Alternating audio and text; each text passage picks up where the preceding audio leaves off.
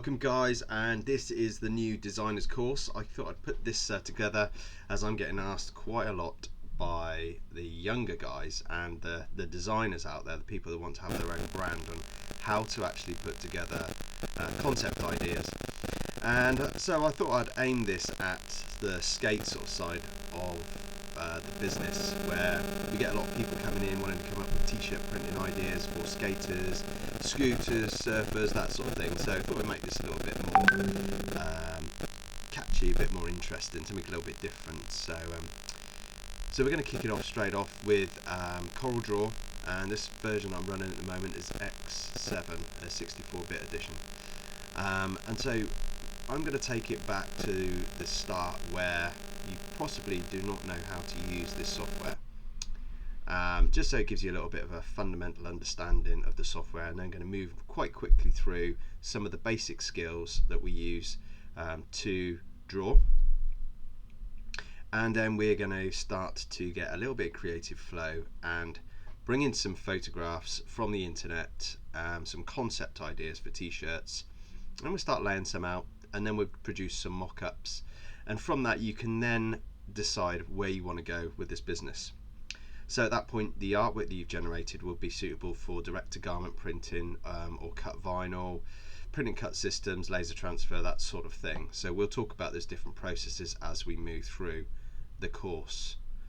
You can use this artwork to upload to dropshipping sites, and we'll put some links for you as well when we get to that part of the course.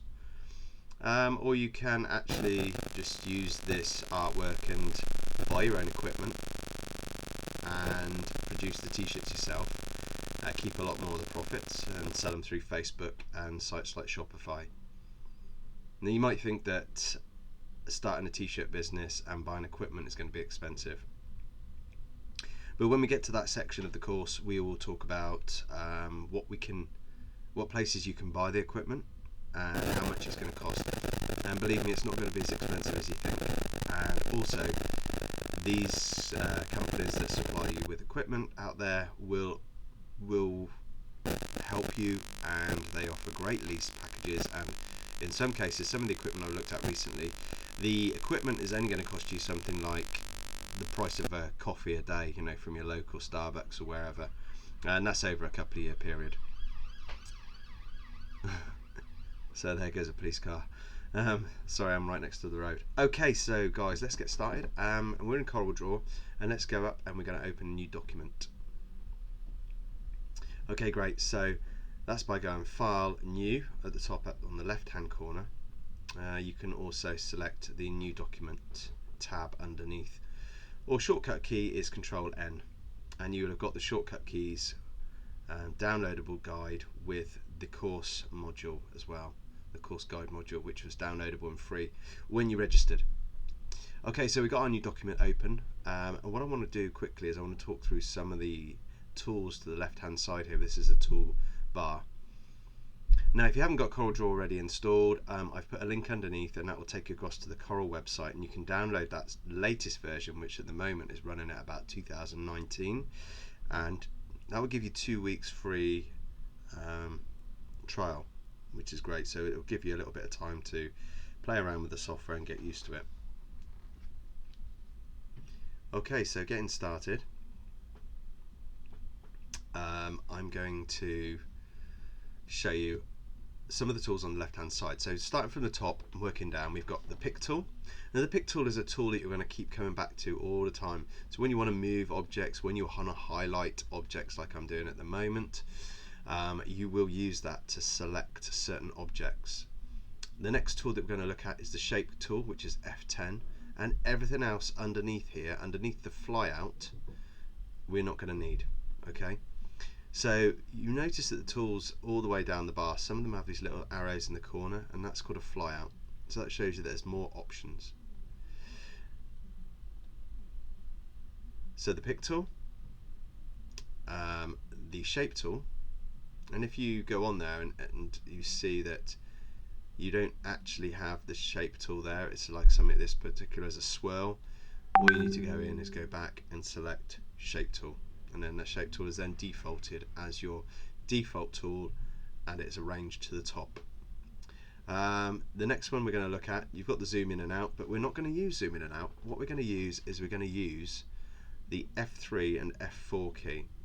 So if you have something drawn on the page here and you press F4, it will fill that object to the page, so it will zoom right in. F3 will then zoom back out. It's just a quick tool. Underneath we've used there is the Bezier tool, and this is a tool that we're going to use quite a lot. Okay, so by selecting the flyout and selecting the Bezier tool, coming across to your work area, which is this is your page, and this is your scratch area. This is where we put lots of different concept ideas, photos, and all sorts of things around the outside, and we'll use them and bring them across into our drawing pad as we work. So using the Bezier tool, let me just show you how this tool reacts. So if I was to click down with my mouse, click to another point, it would give me a straight line. Now if I clicked again, it would give me a continuation at that point. And when I'm not releasing the mouse button, the left mouse button, I can actually control the position of this dot here, which is actually called a node. So this point or node I can control by moving the mouse around. Now the arrows either side are called handles, and the handles are what allow you to control the shape of this tool.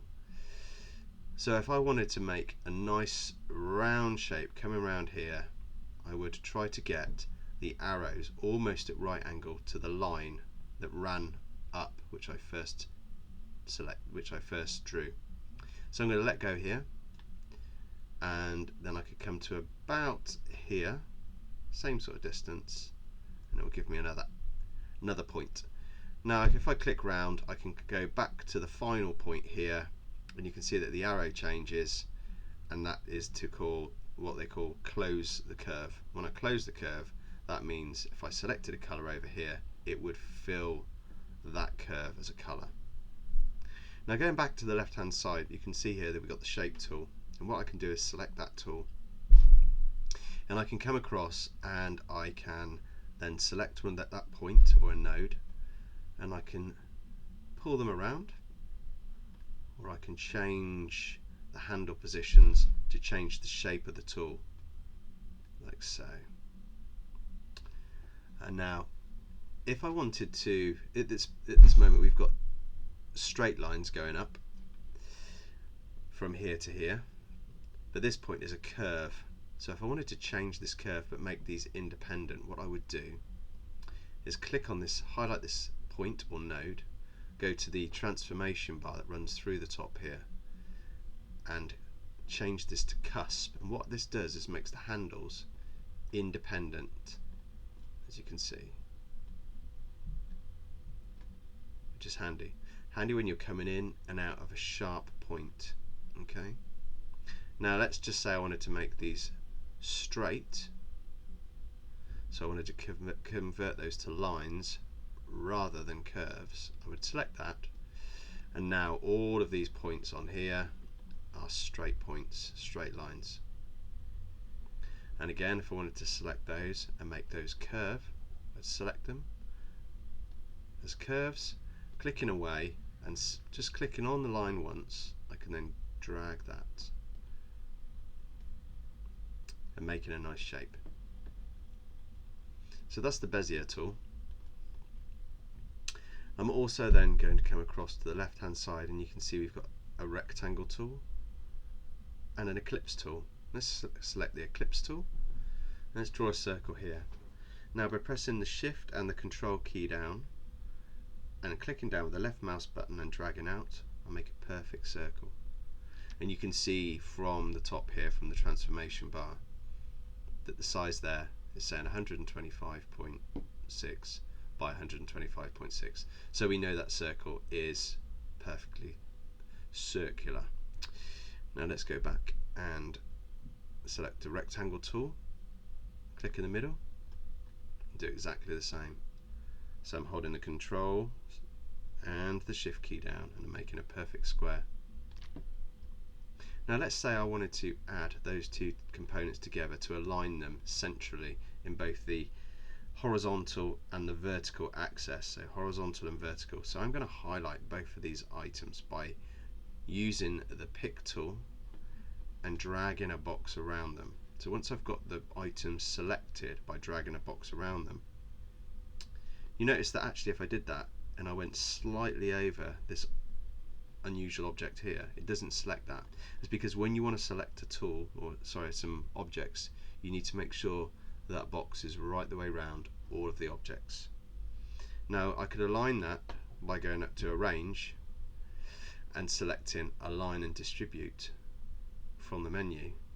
So I could say Align horizontally and Align vertically. So horizontally is E and vertically is C. Or I could just select both and press E and C. And that's now aligned those perfectly centrally for both objects. Now I just want to show you another little cheeky tool here. So when those items are selected, I get certain new tools come up on the transformation bar along the top here. And in this case, this one here is called the weld. So what happens if I click the two together? It will combine both objects, and it will just take the extremity points of this square and combine them with the circle. So if I click to them, you can see that I've now got this object. Now then, if I undo that by pressing Ctrl Z, I can bring that back. And this time, with both those objects selected, I'm going to go and select Trim. So by selecting Trim, I've now cut the square out of the circle, which then leaves me with these 4 components. And what I could do is I could rotate this by grabbing one of the corners.